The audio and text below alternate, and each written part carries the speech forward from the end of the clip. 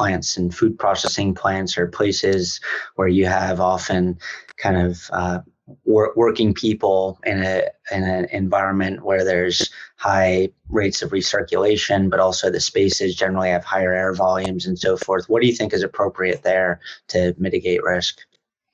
So in those types of spaces, you're generally using much higher recirculation systems, so 90% plus levels of recirculation.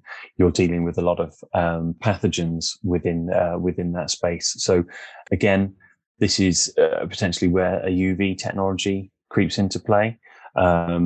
I think if there's also a level of particulate pollution in the space as well, combining UV and the bipolar ionization, both of those would be useful. A lot of these spaces, they do have very high grades of filtration that are leaving the air anyway. So they're quite high spec systems. So that's like a high care food area. But then you have a lot of spaces which just have a coolers just blowing out into the spaces.